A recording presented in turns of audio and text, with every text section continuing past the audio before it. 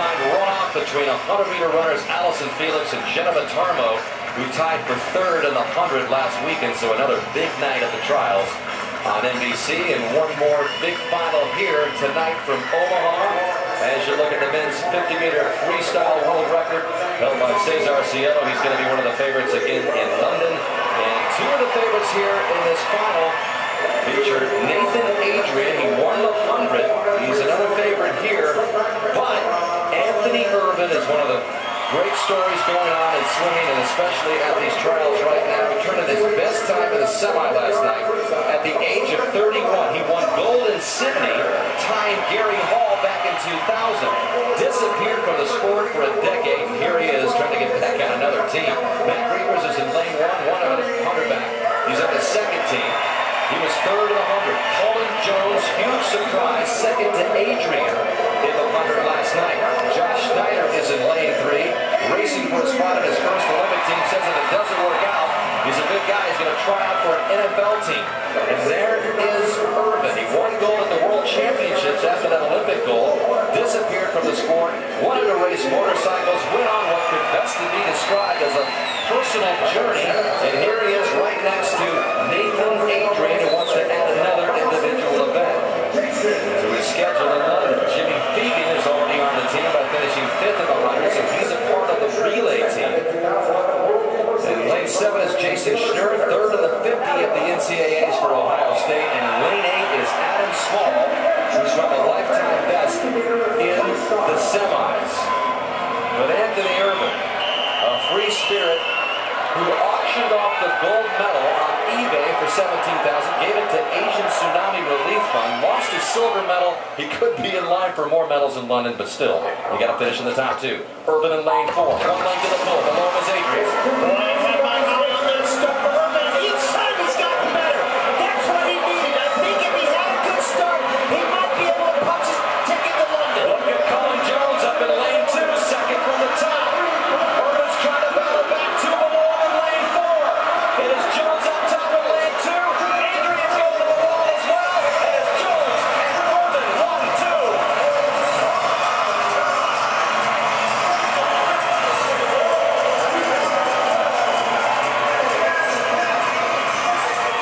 Separated by 1/100th of a second, and the amazing journey for Anthony Ervin continues. That's a shocker.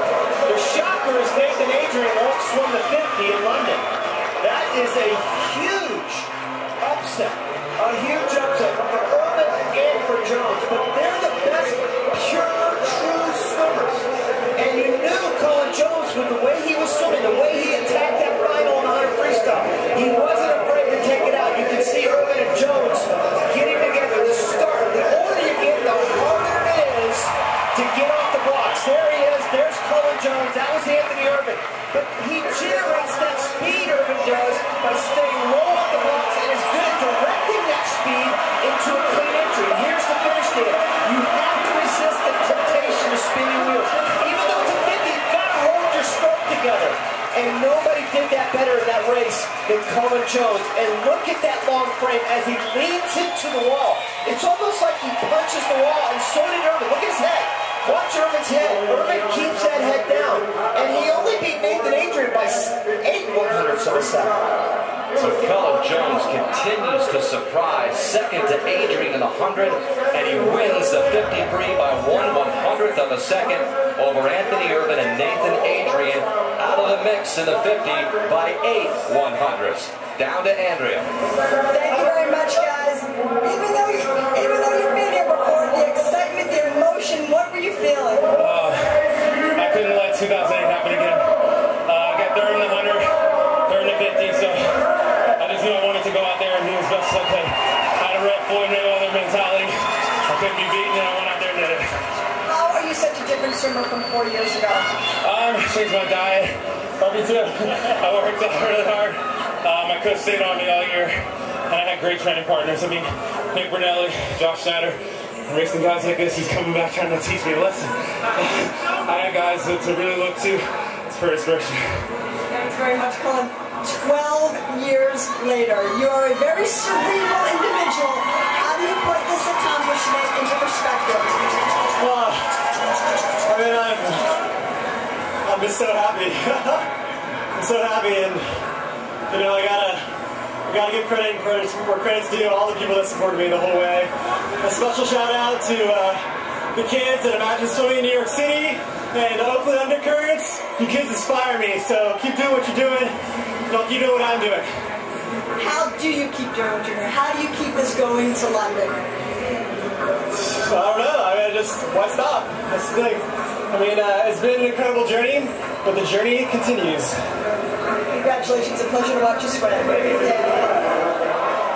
It continues indeed. He was re-energized in the sport by teaching kids to swim in New York City. An incredible story, as is Cullen Jones, who continues to swim so well here in Omaha. A couple of international sprinters for them to keep an eye on in London. Brazil's Cesar Cielo, the world record holder and defending Olympic champion in this event. And Australia's James Magnuson. He's a newcomer to the Olympic scene, brash and confident.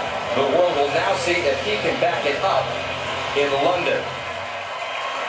Speaking again of Anthony Ervin, he said earlier that he hasn't lived in the same place for more than 9 months in the last 9 years. He even stopped off in the Rowdy Gaines house for a quick stay. Interesting story. A guy that seemed to be a little confused about what he wanted to do with his life. He seems pretty focused now. I am so happy for Anthony Ervin. He's had a rough few years, and I think coming out of it has inspired a lot of people, and I think a lot of people in this arena tonight were really pulling for Anthony Ervin to make that Olympic team. How impressive has Cullen Jones been here? It was a big upset last night when he, did so well in the 100 and finishing second. This was huge in the 50. Unbelievable, Dan. And each time he went in as a huge underdog just to barely make the team. As I said earlier, I think David Marsh was just hoping he'd get on a relay, and then he goes out there and gets second to Nathan Adrian, and then he wins the 50 free. More great stories on this Sunday night. Can you handle one more night? I hope so. Bob, take it away.